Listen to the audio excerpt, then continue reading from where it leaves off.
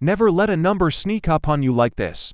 Because one day, it will sit in front of you, quiet and cold, and ask what you did with all your time. That's how this started for me, not with a breakdown, not with tears. Just a number, 34. I was standing in my kitchen, waiting for water to boil, staring at a calendar that had been hanging there for months. I had seen that number before, of course. I'd written it on forms, I'd said it out loud. But that morning, it felt different, heavy, final, like a door that had closed without making a sound. At 25, age felt flexible. Back then, life felt wide. I remember how easy it was to say things like "I lines figure it out" or "I still have time." Potential felt endless. I didn't need proof of anything yet. Just the idea that I could become someone someday felt like enough. At 34, that feeling was gone, standing there with a chipped mug in my hand, watching steam rise and fade. I realized something I didn't want to admit. I didn't feel early anymore. I didn't even feel on time. I felt late. Like I had shown up after the good seats were taken, after the speeches were done, after the doors had closed. The kitchen around me looked fine on the surface. Clean counters, nothing broken, but it didn't feel lived in. There were boxes in the corner that I never unpacked when I moved in years ago. Old plans I told myself I'd get to later. Later had quietly turned into never. I thought about 25 again. How confident I was without having much to show for it. I thought potential was something you carried forever. I didn't know it could leak out slowly. Not all at once, but bit by bit. A job you took just to pay rent. A dream you paused because you were tired. A relationship you stay in because leaving felt harder than settling. No single bad choice, just a long chain of small ones. That's when the panic showed up. Not loud panic, not shaking hands, the quiet kind. The kind that tightens your chest and makes everything feel smaller. I started thinking about what I was supposed to have by now. A job title that sounded serious, a place that felt like home.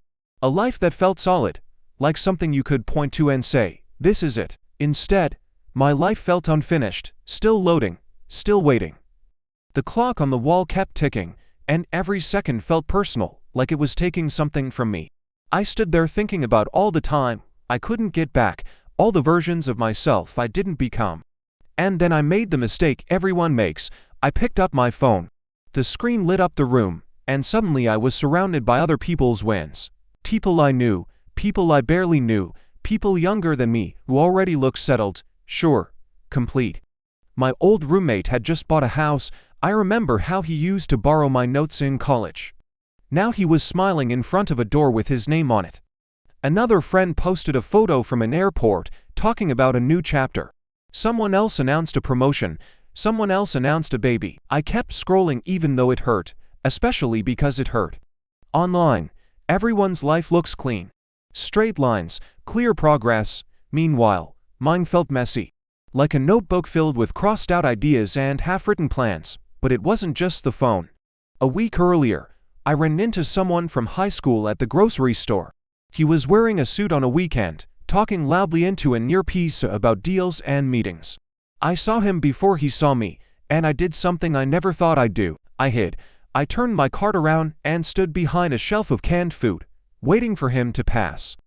Not because I disliked him, not because he did anything wrong, but because I couldn't answer the question I knew was coming. So, what are you doing these days? That question sounds harmless when your life makes sense.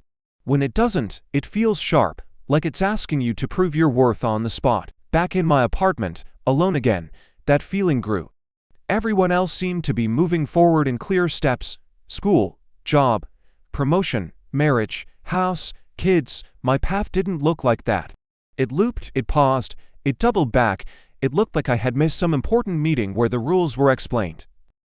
That's when the thought hit me, fully formed and hard to ignore. I'm behind. Behind where I should be. Behind where I thought I'd be. Behind everyone else. The panic sat with me for a long time. It would have been easy to stay there, to keep comparing, to turn regret into my whole identity. But eventually, something shifted. A small question showed up.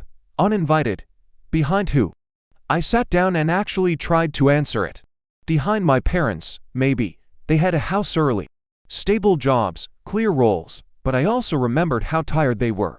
How quiet that house felt. how much they gave up without ever saying it out loud. Behind my friends, some of them, sure, but not all of them, and even then, I didn't know what their lives felt like when the cameras were off. Behind the younger people online, maybe on paper. But was I even running the same race? That's when I saw the problem clearly for the first time. I had been judging my life using a timeline I never chose. Somewhere along the way, I agreed to rules I never questioned. By this age, you should have this. By that age, you should be there. Fall behind, and something must be wrong with you. But who made those rules? We talk about life like it's a straight road with clear signs. Miss a turn, and you're lost forever. But real life doesn't work like that. People change, wants change, energy changes, luck changes. We act like time is a judge, but really, it's just a measurement. We invented it, we decided what it means to be early or late. That realization was uncomfortable and freeing. I looked out the window at a gray, ordinary day. Nothing special, no big sign telling me what to do next. Just clouds moving slowly, doing their thing without rushing. Trees don't panic because they grow at different speeds, they don't compare branches. They don't look around and feel ashamed for being shorter, they just grow. I had spent years angry at myself for not becoming a version of success I didn't even fully want. I was chasing a picture, not a feeling. So I stopped, just for a moment. I put the phone down. I let the silence sit. I noticed how tense I was, how much pressure I carried every day without realizing it. I thought about all the shoulds I'd been carrying. You should be further, you should know by now. You should have figured it out. Those words are heavy, they pile up quietly. So I imagined putting them down. One by one, not fixing my life, not reinventing myself. Just setting the weight aside. I went back to the kitchen and did something small. I washed the mug, dried it, put it back on the shelf.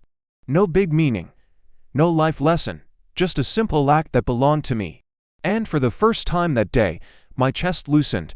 I didn't suddenly feel successful. I didn't feel ahead, but I felt present.